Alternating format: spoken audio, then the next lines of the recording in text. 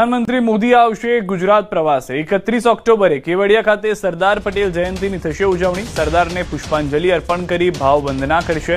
પ્રધાનમંત્રી સાયક્લોથોનનું પણ કેવડિયામાં આયોજન કરવામાં આવ્યું છે। રાષ્ટ્રીય એકતા પરેડમાં પીએમ મોદી થશે સામેલ।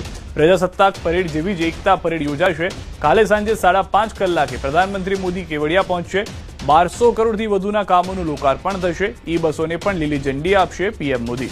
150મી સરદાર જન્મ જયંતિની ઉપલબ્ધિમાં એક સ્ટેમ્પ પણ બહાર પાડશે। 700 કરોડથી વધુ રકમ કામોનું ખાતમુહૂર્ત કરશે। બિરસા મુંડા ભવનનું ઉદ્ઘાટન પણ થશે।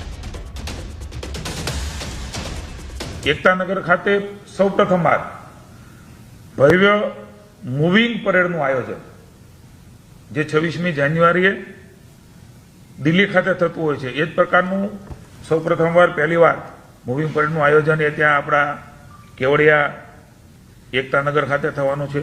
વિવિધ રાજ્યોની સાંસ્કૃતિક વિરાસતની ઝાંખી કરાવતા કાર્યક્રમો તથા રાજ્યની સિદ્ધિઓ દર્શાવતા એકત્વ થીમ આધારિત 10 જેટલા ટેબ્લો એ પણ ત્યાં પ્રસ્તુત થશે।